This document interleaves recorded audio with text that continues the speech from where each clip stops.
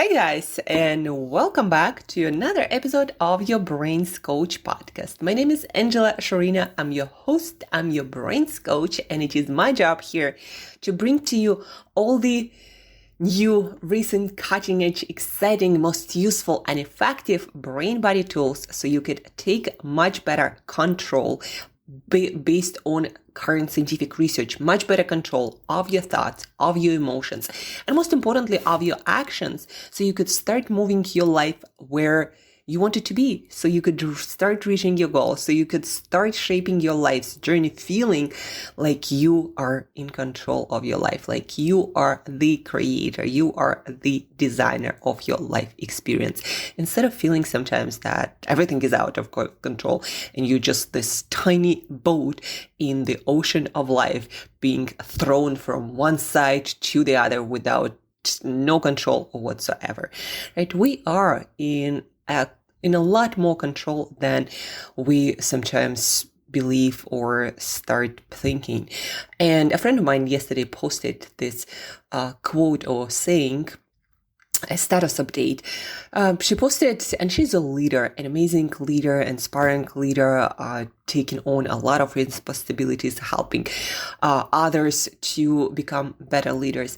And she posted this quote, this saying that when we start taking steps towards what we want, towards our goals, towards our aspirations, the universe is actually a pretty freaking awesome place that start rushing towards us with opportunities, with people, with serendipities, doing everything it can to make those goals that are our aspiration, that we have to make them reality. Like the universe is amazing like that because we are the universe. We are a part of the universe. That's why I guess it works that way. But the point is you are in a lot more control that sometimes the world makes you believe. So take the step forward and the universe will rush towards you.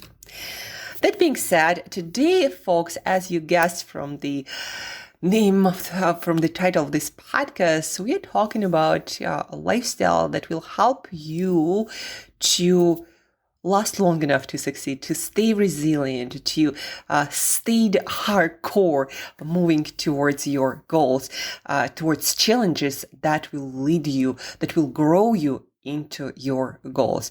Yesterday I was talking to a friend of mine and we were talking about how when we set our goals, we are not ready for those goals yet. Because if we were ready, if we were the kind of people who had those goals, we already would have them.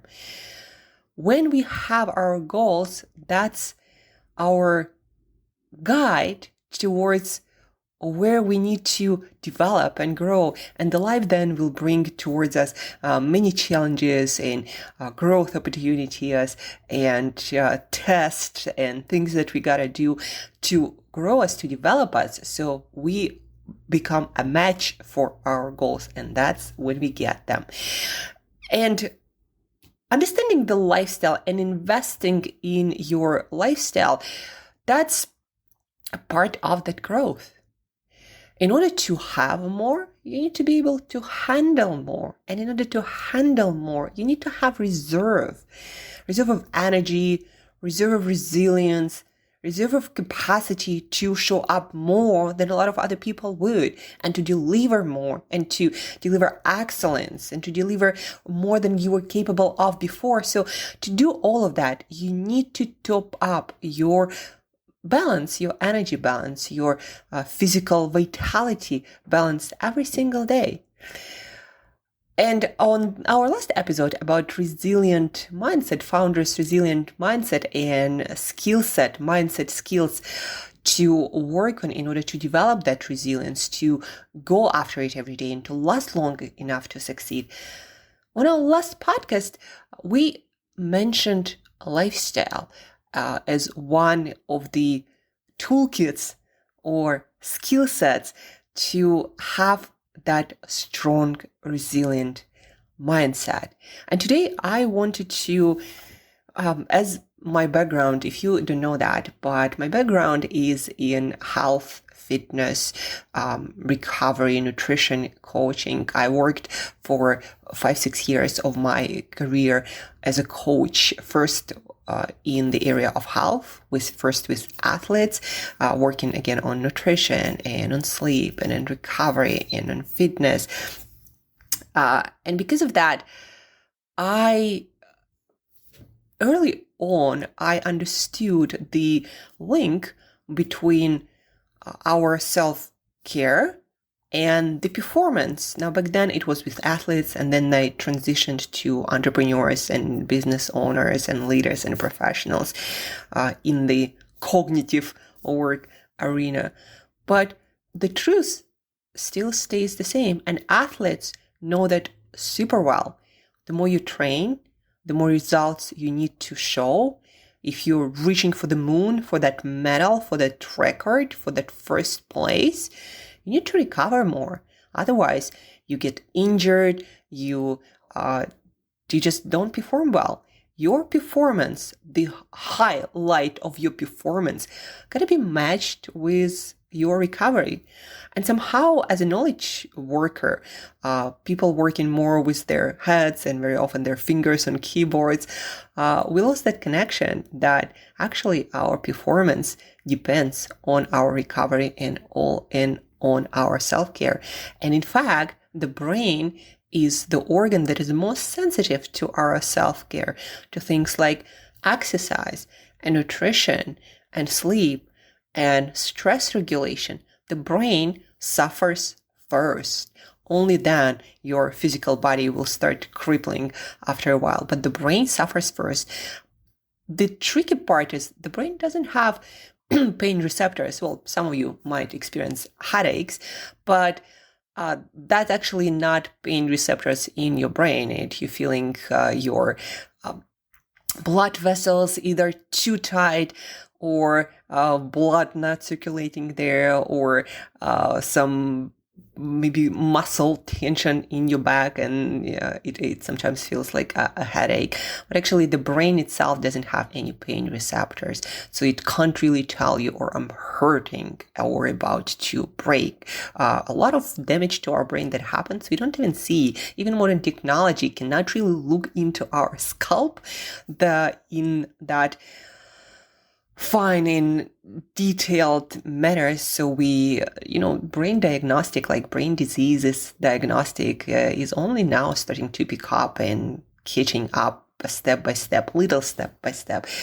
That diagnostic that something is going wrong with our brain, and we still don't really know how it all works in our brain. So that makes it all difficult tracking the damage that we're doing to our brain daily by not investing in our sleep, in our exercise, in our nutrition, in our stress management.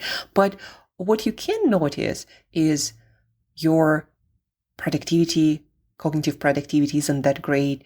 You cannot learn that effectively. You forget a lot of things. It's like you learn and it goes into one ear and goes out of another ear.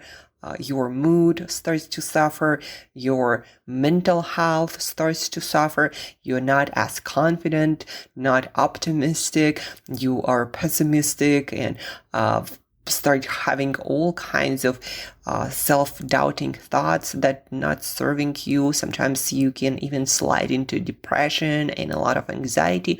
All of that actually are signs of the brain that doesn't work well. So it doesn't hurt physically, but it hurts emotionally and mentally. So those are the signs of brain damage.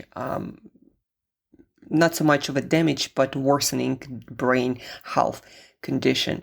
And then also things like troubles focusing, or having your ADHD, or not being also able to sleep, and not being able to work through cognitively difficult, demanding tasks. All of that are signs of worsening cognitive performance, not of your initial flaw of design. All of that to say, folks, that if you want to come up with a lot of great ideas and have the capacity to then deliver, to fulfill those ideas to build something great and to do it consistently, and not just one day with a big cup of coffee but actually many, many days in a row for years. Yesterday, I was interviewing a founder for our new upcoming, by the way, the first episode is coming this Friday or this Saturday. So stay tuned for that. So our series, Founders Mindset. So yesterday I was interviewing locally a founder of Folkskin shoes, and Nick, that's the name of the founder. By the way, look the brand up. It's the most exported footwear in South Africa, Folkskin, the soul of Africa. But he said, entrepreneurs just got to understand that the journey is going to take a few years, and you just have to show up day after day after day after day to even have a chance to break through and build something.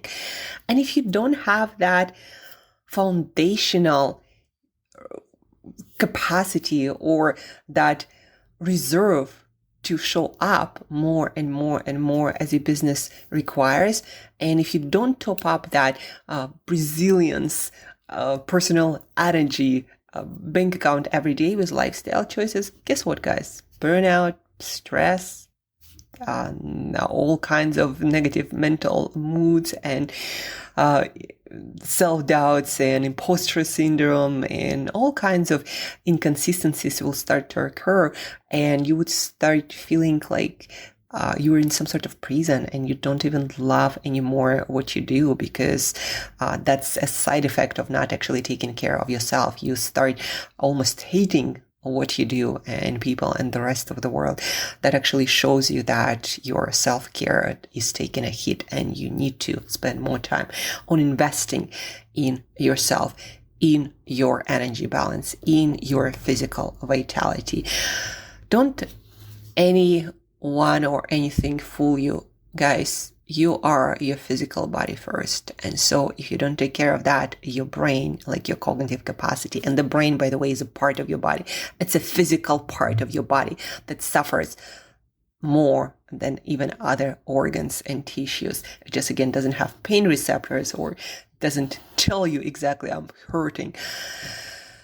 But again, if you want to be resilient entrepreneur, if you want to build great things that will take a lot of effort, challenges, and a lot of time, then investing in your self-care is a non-negotiable.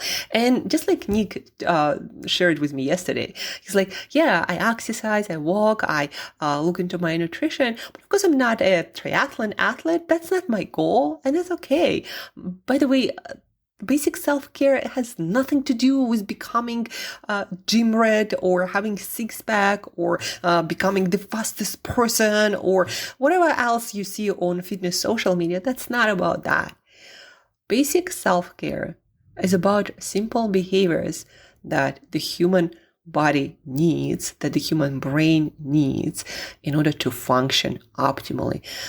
It's kind of like your user manual. You've given this body and brain to travel and be active in life, and they require maintenance. Unfortunately, again, we are not taught at school that this is a non-negotiable for you to take care of your body and your brain. And if you don't, bad consequences will follow. Well, we didn't have that much knowledge back when I was going to school 20 years ago. And even now, it's not, as far as I know, in our education system, not in any consistent way. But the science is out there, just not evenly distributed. But let's jump into that. So the foundational self-care, in which you need to invest every single day, just like brushing your teeth, just like taking a shower. You need to invest in it every day, unless you want to end up in a dentist office more often, speaking about teeth, It's not like you can brush your teeth a lot once a month and then expect your teeth to be healthy and shiny and have performing their function to their top capacity. No, you need to brush your teeth a little bit every day. So the same with self-care. The foundational self-care first is sleep. First and foremost, for every single thing you're going to do physically and mentally, sleep is a foundation. If you don't sleep regularly 7 to 9 hours, then don't expect yourself to perform optimally. Don't expect yourself to have the best ideas. Don't expect yourself to have the best mood. Don't expect yourself to show up fully for your day, confident and enthusiastic and energetic, with that kind of energy that attracts people and opportunities and all the best things life has to offer, right? So sleep, that's the foundation. The best hack for your sleep on the same schedule.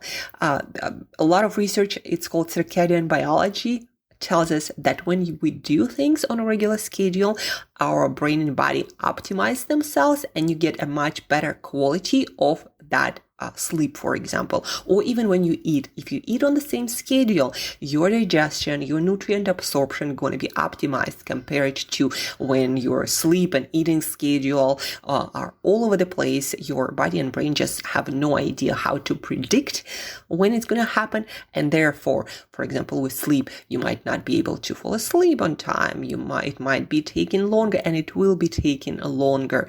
And you're going to be losing that quality sleep, that recovery, by staying in bed but not really sleeping.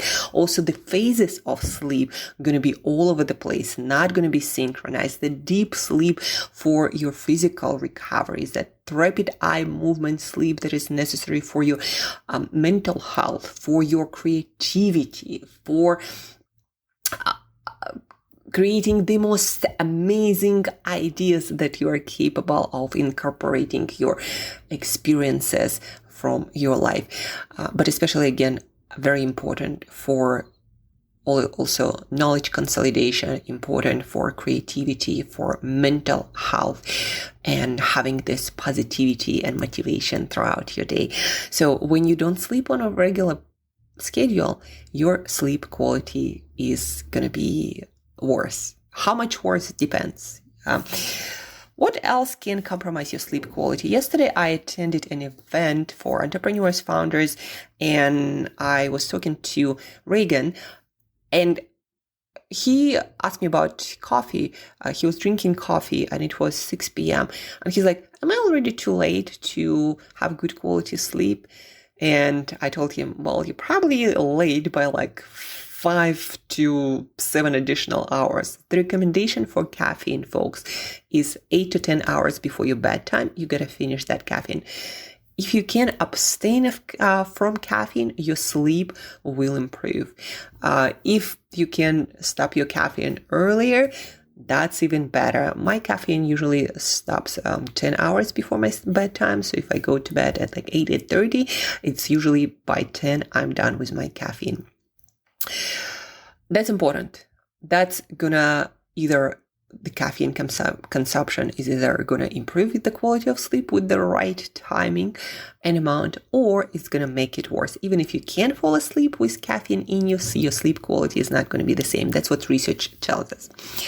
Another thing that interrupts or destroys your sleep quality, that's actually much, much worse than caffeine, alcohol. So if you have alcohol, let's say 2-3 hours before bed, even if it's beer, even if it's a glass of wine, your sleep quality is going to be worse, even though you might feel more drowsy.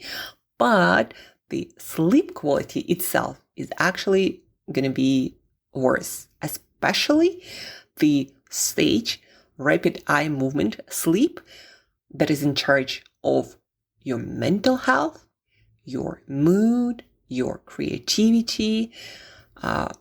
All of your sleep going to be not that great, but especially that rapid eye movement sleep, again, that's what's based on research, seems to suffer the most.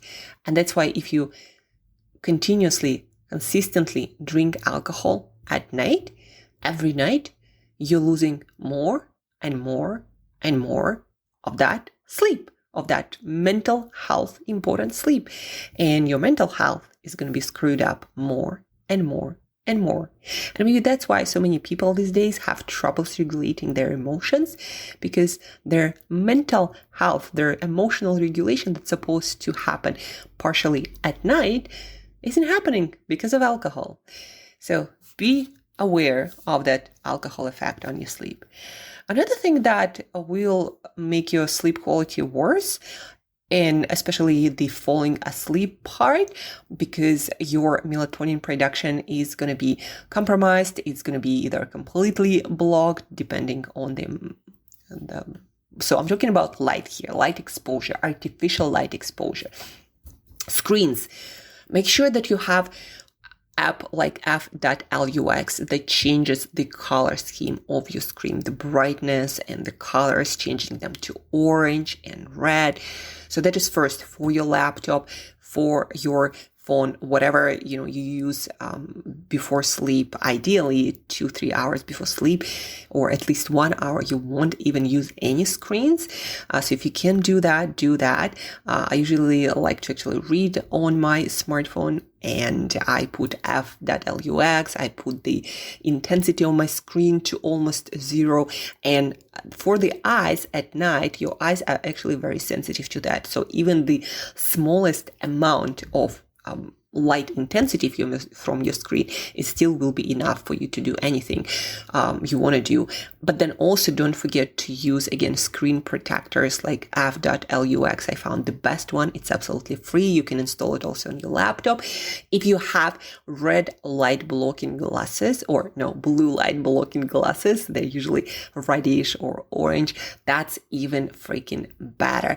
I don't know, by the way, how those clear blue light protective glasses do the job. It doesn't seem for me logical that they will protect you a lot from blue light, because they don't actually change the color scheme.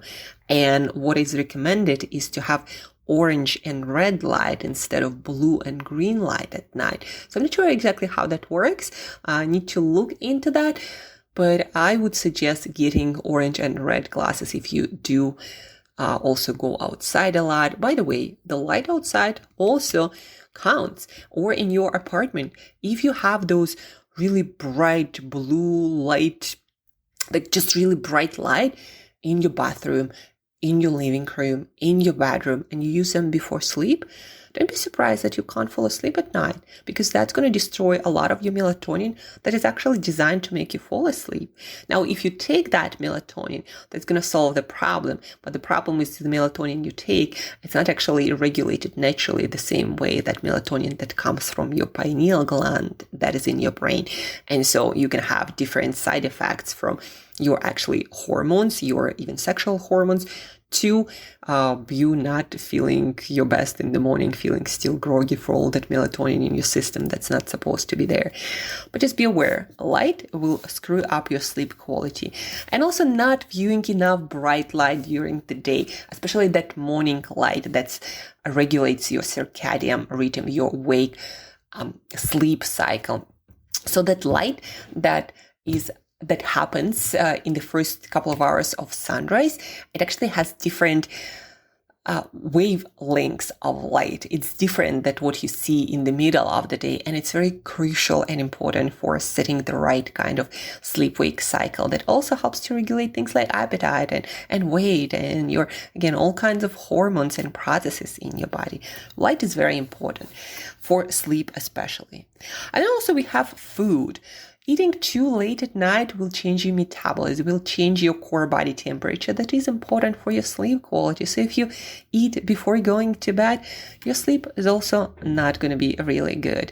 And like you can be waking up in the middle of the night, have nightmares. But in general, your body is still going to be working and your brain not going to be able to do its cleanup to fully also freshen up and be ready for the day ahead, right? So having your food 3 hours before bed, that is what recommended. Besides that, having the environment dark, cool, and quiet. I always use my eye mask, my earplugs. I'm a very sensitive sleeper, meaning I hear all the noises. I'm very sensitive to light.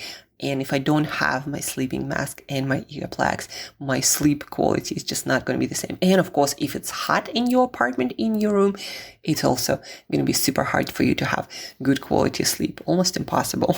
I'd say it's got to be cool if you want to have a good night of sleep. So that's about sleep. And what does, again, sleep do? In the morning, it gives, and throughout the day, it gives you that vibe of optimism, of confidence, of energy, of enthusiasm.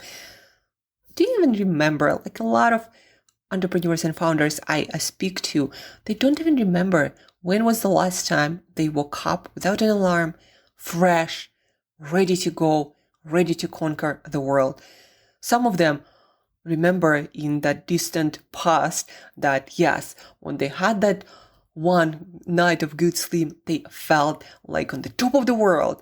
And I always tell them, well, don't you want to feel like that every day so you actually act like you're on the top of the world and you deliver a lot more quality and a lot more presence and a lot more power and impact into every single moment of your day? Don't you want to feel like that every day? Imagine how much progress you can actually make and how much more and faster you can move things forward. So sleep, that's your charging station, the major one where you get all your batteries recharged, your mood, your productivity, your cognitive capacity, your best self is going to be manifested only when you have full night of sleep under your belt consistently. Now that's been a long around sleep, but sleep is, again, it's the foundation, folks. You don't sleep well, you don't do well, at least not long term. The second one, exercise and movement. There is more and more research. Almost every day I read something. Steps are important. And doing cardiovascular activity, when your heart speeds up and slows down, when your breath speeds up and slows down, when your blood circulation is increased. Doing physical activity is super important, especially for your brain, folks. If you don't move, your brain doesn't groove. The less you move, the more sedentary you are, the less blood with nutrients, with oxygen goes to your brain, the less rubbish is removed from your brain. And don't be surprised if you've been sitting on your ass the whole day and you feel fatigued and tired and so exhausted compared to the days when you actually move a lot and you feel a lot more energy, because with that movement comes blood circulation, oxygenation of all of your tissues and organs, brain including. Nutrients are distributed everywhere. Energy is created in a more effective way because, by the way, oxygen is needed for energy creation, and that oxygen is transported through your blood that moves better with movement. Movement is a self-maintenance mechanism as well. We are designed to move. Without movement, we don't function well. So movement, again, doesn't mean you have to become an athlete. What it means is take your steps, 8 to 10,000 a day, measure them. If you're not sure, it's about 1 hour, 50 minutes of average pace walking. And I always teach my clients to figure out how to make walking a part of their productive lifestyle. Meaning, if you spend a lot of time in the office and the weather is not that great, get under desk small treadmill. Those became very, very affordable. Do walking meetings and calls. Get 20, 25 minutes, 30 minutes walking before work. Just walk to work and go to bed a little bit earlier if you don't want to get up a little bit earlier. Stop watching that Netflix that doesn't serve any specific purpose in your life. Start prioritizing your self-care, not non-stop hanging out or Netflix at night watching. Sleep and then wake up earlier and get your steps in. Because working with entrepreneurs and founders, I make them realize they just a lot of them make a lot of excuses. They prioritize things like Netflix over sleep or then getting up early and getting those steps in. Yeah, steps are less, I guess, entertaining, but that's what actually needed for you to perform your best, not Netflix.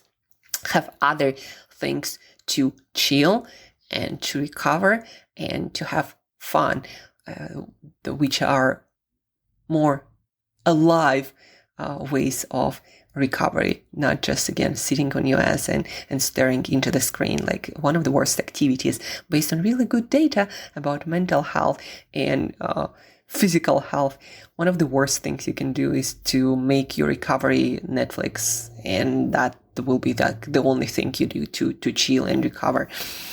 So anyhow, exercise, movement. And if you do have to watch Netflix, then do it while moving, meaning on a treadmill, or perhaps wake up again, have a good night's sleep, get to the gym, put that Netflix on the treadmill, put the incline up, and start walking. For breaks, get out there, go for a walk. Again, if you need to do some work, then have a call, have a Zoom meeting while walking, incorporate that into your company's culture. There are so many ways that you can incorporate movement into your lifestyle.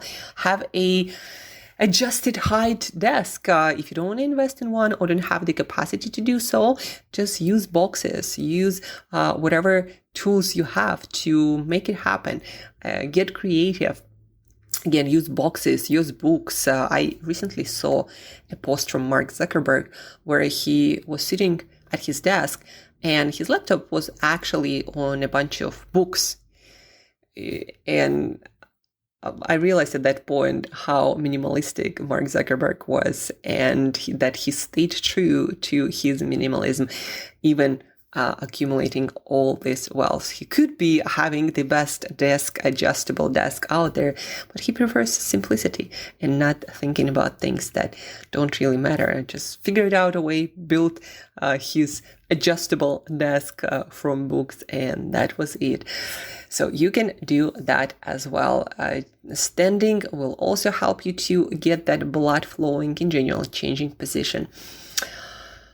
That's what I always try to figure out with my clients. Okay, where can we add those steps? Maybe parking further. What an idea. Or taking an elevator up and down 2 flights of stairs less and walking the rest of 3 or 4. Maybe you'll get adventurous.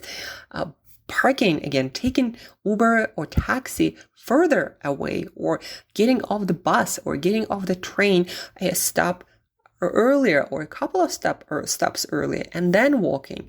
The most important thing, especially with the exercise, just start walking, and then if you feel like it, incorporate training, resistance training and mobility training, and all the modalities that your body might need to be fully functional and pain-free. And that pain, folks, if you're in your late 30s and 40s, you probably already know, if you don't care of your body right now, you're going to get a lot of pain that's going to make your freedom of movement and expression at work and in life a lot more challenging. So pain-free living is not talked about a lot yet, but it's one of those life-enhancing tools and work-enhancing tools that will pay off a lot of dividends. You might not notice again it now, but when the pain will be a consistent companion in your life, you'll understand how actually limiting that is. So move to prevent that. Start with steps. Again, park further, get off the train or bus earlier or an elevator, go for walking meetings and do walking calls, learn while walking or listen to audiobooks, to podcasts. There are so many ways you can start moving more. And again, that is the investment in your resilience, in your productivity, and in your badassery as a founder, as an entrepreneur. The third aspect of your resilience, your physical resilience, that's gonna transfer or translate into your mental resilience is, of course, nutrition. Folks, food is what you build off. Every single cell of your body and your brain, they're not made of thin air. They're made of the food that you put on your table, like you are, as you are right now, are literally built from what you've eaten in your life. And so if the quality of that food isn't great, and I'm talking about processed food, and yes, it is sold in supermarkets everywhere, but it is processed food I'm talking about, but it is a inferior fuel and building material. And that cheap fuel and building material eventually will end up in poor quality cells and metabolism and cognition and energy levels. So it's not just added calories and perhaps added a few kilograms every year or pounds and the health consequences that follow. Actually, you're building yourself from poor quality ingredients. And just like a building that's built out of cheap materials, you might collapse a lot sooner and get through all kind of damage a lot sooner mentally and physically than someone who invests in high quality nutrition. Just every time when you eat, think about that. You're either building yourself for the future from high quality ingredients or from junk. That is called junk food for a reason. And then don't be surprised, again, that your cognition, your memory, your learning, your energy, everything else suffers because you've built yourself out of junk. And sometimes it is even a wonder how we survived for that long on all of that junk. Probably because all we eat isn't junk, because otherwise the collapse would happen a lot sooner. So nutrition, what is high quality nutrition? It's unprocessed or minimally processed foods. It's your fruit and vegetables, 800 grams per day. A number is specific based on research and data. 800 grams of fruit and vegetables. Not French fries, by the way, isn't that fruit and vegetable that you are aiming for, but instead minimally processed, no sugar added fruit and vegetables. Frozen, by the way, vegetables and fruit are also great. And then you cook them in the way you like, add spices and herbs to make them tasty, right? 800 grams of those fruit and vegetables. Eat your protein from high quality sources. We're talking about eggs and meat and fish and good quality dairy. By that I mean without any sugars and any weird components, just naturally, especially fermented yogurts. And what else is out there from dairy? Cheeses are actually, by the way, healthy food, but you need to really manage that. But if you get something like low-fat cottage cheese, amazing protein source, or low-fat yogurt without any sugar added, also amazing. Mix it with fruit, delicious fish, shrimp, other shellfish, all kinds of meats and organ meats and chicken. By the way, if you're vegan or vegetarian and thinking of plant-based protein, it is A, much harder to get all the protein that you actually need, and B, the protein from plants is not the same as a protein from animal foods. It doesn't have all the amino acids that we humans need, just like other animals need them. And our digestive system is optimized for more complete and dense sources of protein. So if you're vegan or vegetarian, you really need to look into your protein consumption, the quality and the amount. For all of us omnivores, make sure for 3 meals a day, your major meals of the day, and ideally actually for snacks as well, you get additional protein. A couple of my favorite hacks to getting more of your protein in that I always recommend to all of my clients. Number one, beef jerky, beef, wild game jerky. Sometimes you can find fish jerky and even chicken jerky, basically dried meat. And then the second one is canned food. Especially there is a lot of canned seafood like canned tuna or sardines or chicken or even beef.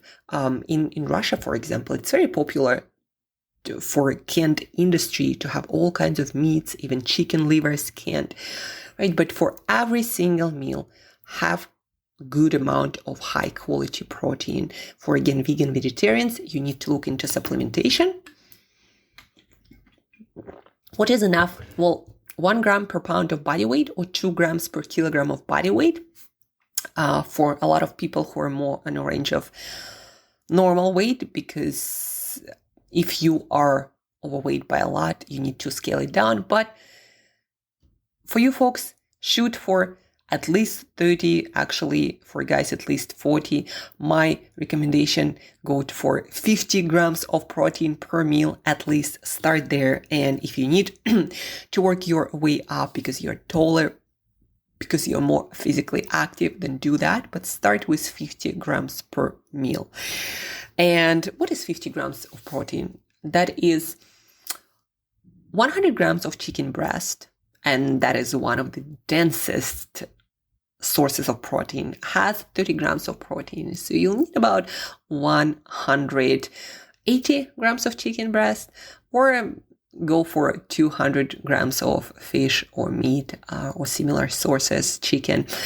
If you go for eggs, one egg is only 6 grams. Different yogurts have different amounts. Sometimes and often my clients would need to supplement because they just don't seem to like that protein as much as I like. I personally, for breakfast, eat a can of tuna, 3 eggs, half a liter of yogurt, so plenty of protein. I can snack on beef jerky or a can of chicken on tuna.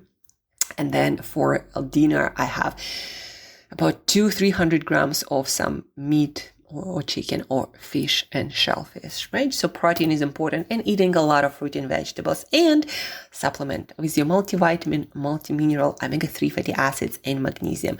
Those I recommend to everyone, and calcium if you're not a fan of dairy like I am. So those are basic foundational supplementation for your brain, for your body, for your resilience bank account. Again, your mental resilience isn't separable from your physical resilience. So nutrition, get your protein in 2 grams per kilogram of body weight, 800 grams of fruit and vegetables, get your supplements, and obviously things like whole grains, beans, and pulses are amazing nutrients, sources of nutrients. What is not amazing source of nutrient is all the processed food, all the powders, all the flours, all the sweeteners, all the snacky foods that do not resemble anything that comes from nature, any plant or any animal. All of that, no matter what it says on the packaging, is a poor quality substance. And when you build your cells, like every single cell of your body, from that poor quality, don't be surprised to get a lot of problems down the road with your mental, physical health, your energy levels, and as a result of that, with the quality of your life and quality of your work. What are you building yourself from every single day? By the way, I'm a nutritionist also by training, one of my certifications. If you'd like more guidance, especially around brain nutrition for things like focus, high cognitive productivity, learning abilities, ADHD, managing your mental health through nutrition, all of this I can help with as well. And there is a link in the show notes to our one-on-one session. Use it, schedule it. It's complimentary. It's free for you. So use it, and let's work on that nutrition and building you from high quality building materials. So you get one heck of a building that's going to stand for years and years to come. So nutrition, covered that.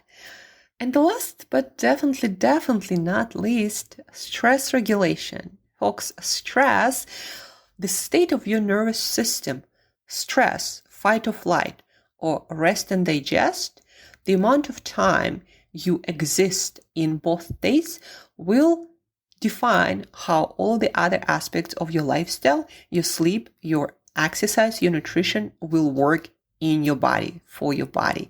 Stress also defines how much energy you're going to have. Are you going to feel fatigued and tired the whole day, or you're going to feel rested and energized the whole day? The state of your nervous system will define all of that. So stress management, stress regulation is a key factor in making all of the other lifestyle factors work for you. Just the other day, I was talking to a client of mine. He's an entrepreneur, business owner. And he said, Angela, this time I really noticed that how my stress levels made me incapable and so much worse on all the healthy things that I do for myself. And he was specifically talking about sleep, how when he felt a lot of overwhelm and stress, his sleep got worse and worse and worse. And he would go to bed, but he wouldn't be able to fall asleep. And he would wake up super early and would have like 5-6 hours in bed and wouldn't be able to either fall asleep earlier or sleep longer, just because there was this stress and constant thinking and constant tension that he could feel in his head. And I'm also familiar with that feeling. When I didn't learn how to manage my stress effectively, all the challenges and overwhelm that will come and will sometimes stay for a long time on your journey as a founder, as an entrepreneur. All of this stuff was piling up and I wouldn't be able to handle it. And I too would wake up in the middle of the night and not being able to fall asleep. And then your nutrition also doesn't work that well. And your exercise will help you to mitigate some of them, but also you'll feel weaker and you're not going to recover all that well. So all of these aspects from your nutrition, by the way, stress also affects things like your blood sugar regulation, your digestion, your gut health. So all of these things will get worse no matter what you do when your stress regulation skills are not existent and you're not proactive at calming your nervous system down, at switching between fight or flight into stress and rest and digest state regularly. How can you do the switch? Well, the most effective way, the fastest way, breath work. When you focus on your exhale and you spend 5 minutes a day, for example, on focused, mindful practice of breathing. Breathe in for 4, breathe out for 8.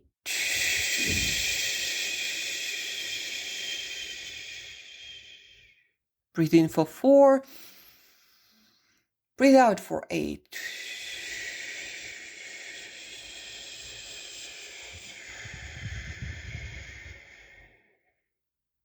What you're hearing right now me doing is exhale focused breathing through my pursed lips. Basically like you're trying to whistle, but you're not whistling, you're breathing out.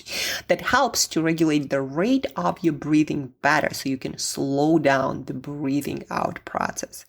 And when you change your breath rate like that, it switches your nervous system into rest, digest, calm state where you spend a lot less energy and therefore you're going to have a lot more energy for your day.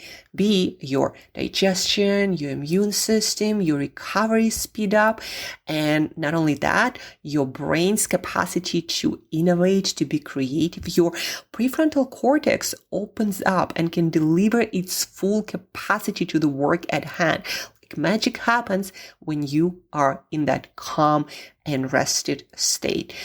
And that breath work, especially if you have the suspicion that you might be in that stressed state, anxious state more often and for prolonged periods of time, especially if you had some sort of trauma or prolonged stress earlier in life, I suggest you do breath work at least 5 minutes a day, every day on the clock, focusing on that breathing out, exhale, focus breathing.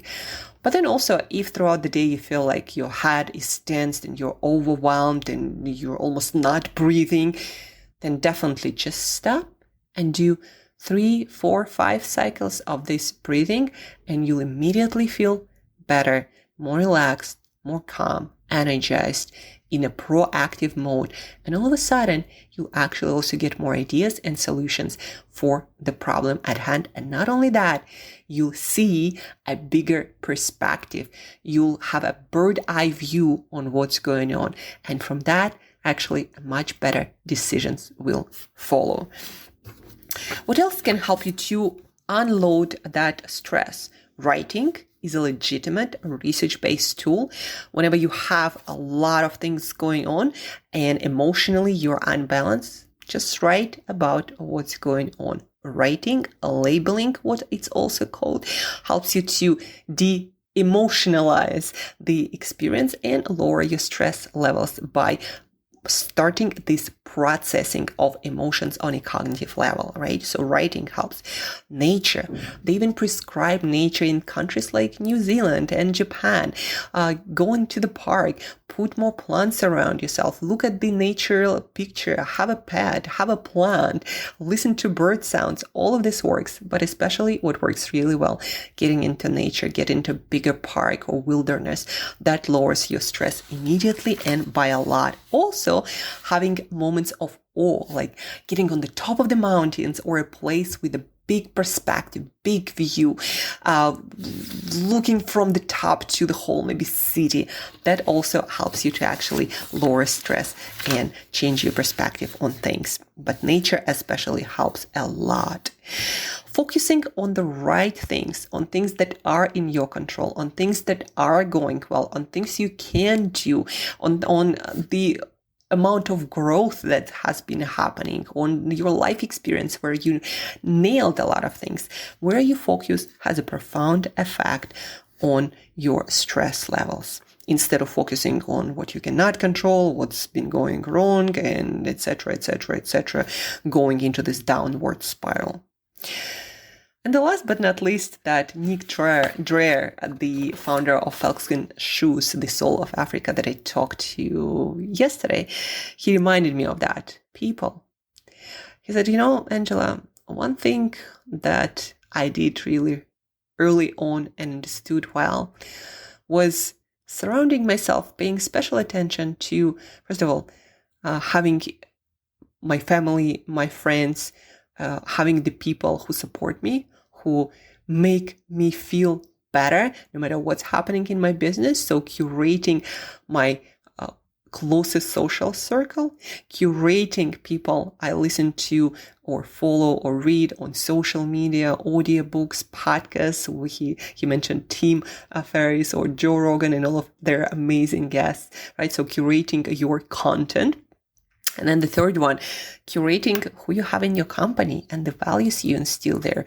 So when you go to work, where you spend the majority of your time, for a lot of us founders, entrepreneurs, so when you go there, you get your energy balance topped up instead of drained. And research shows that one of the core things that will define how well, long, and healthy we live is our social circle, our social connections in closer and more distant ways. So make sure that you have the right people who will top your energy balance up instead of draining that. And that's one of the most important stress regulation practices as well. That's it, folks. I hope you learned a ton today. We talked about the sleep importance for your resilient mindset and your resilient physical and emotional and mental bodies. We talked about what things can get in the way of good night's sleep, from a regular schedule to late coffee to booze to improper light exposure. We talked about exercise and how important that is and how we're designed to move and all the easy ways you can add steps to your day in a productive way. We talk about nutrition and how every single cell of your body is built of what you put on your plate. Don't put junk on that plate, and know your numbers, your protein, your fruit and veg. Take your supplements. We talked about stress regulation and how that piece makes the rest of the pieces either work or not work. It's like one of my clients again said, like, I'm eating the same stuff that my wife eats and she gets into this and she's in that amazing shape and health and I'm just not. And I told him, well, you know why, right? Your stress levels, unregulated stress levels, that's what in the way of getting the same benefits as your wife does. So stress, remember that. The way you regulate stress, not the way you experience stress. Don't shy away from life. Life is a stressful experience a lot of times, but instead learn to manage, embrace it, and regulate it and manage it, and let the stress be your superpower, your success accelerator. You can actually do that. Again, breath work, writing, nature, focusing on the right things, surrounding yourself with the right people. All of that are this is user manual to build your physical, mental, emotional resilience so you can go as long as needed to build the vision, to build the dream, to change the world, and to be amazed by what you can do in this world. That's it for today, folks. I hope you found this podcast immensely useful. Now, your job is to look at the link in the show notes. And if you need a session to work through your own personalized plan for these 4 foundational practices, investments in your mental and physical resilience, schedule that session that is complimentary, available to you in the show notes, or share it with the person who might need it the most. Don't forget also to share this podcast with at least one person, because we need more resilient, capable, optimistic, and motivated people out there to make this world a better place for all of us. So please do share. That would be the best gift you can possibly give to me.